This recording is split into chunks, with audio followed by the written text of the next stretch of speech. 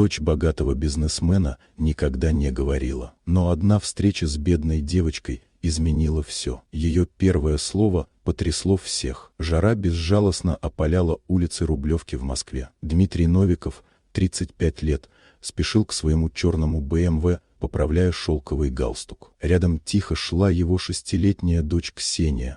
Красивая девочка с карими глазами, которые казались полными тайн. С рождения она не произнесла ни слова. «Пойдем, принцесса», — сказал Дмитрий, протягивая руку. Ксения взяла ее, молча. Каждый месяц они посещали лучших специалистов в России, Германии, Израиле и Швейцарии, но все только разводили руками. Физически девочка была здорова. Врачи говорили о психологическом блоке. В тот день на Кутузовском проспекте Дмитрий заметил у дороги девочку, продававшую воду. Худенькая, смуглая, с 2 растрепанными хвостиками, она улыбалась, несмотря на бедность. «Водичка холодная, дяденька, всего 5 рублей», — звала она. Дмитрий опустил окно, дал ей деньги и спросил имя. «Надежда, дяденька, к вашим услугам», — ответила девочка, протягивая пакетик воды. Ксения наблюдала, как Надежда улыбнулась ей. Когда Надежда предложила воду с теплыми словами о чудесах,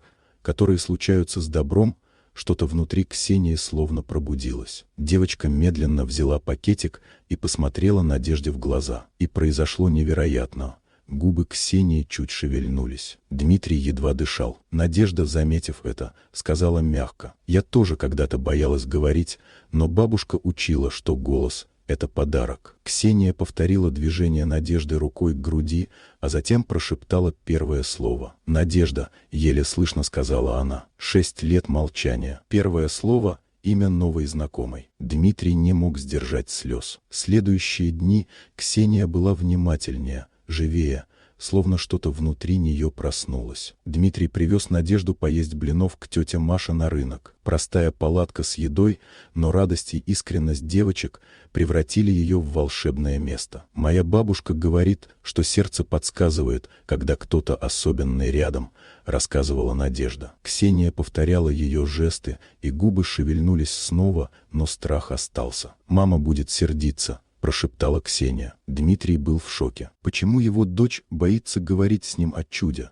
которое случилось? Позже, вечером, он понял. Ее молчание было не просто физическим, а наполненным страхами и секретами. Дмитрий обнял Ксению и тихо сказал: «Я всегда буду с тобой. Я люблю тебя больше всего на свете». И впервые за долгие годы Ксения почувствовала, что мир, полный забот и страха, может быть безопасным.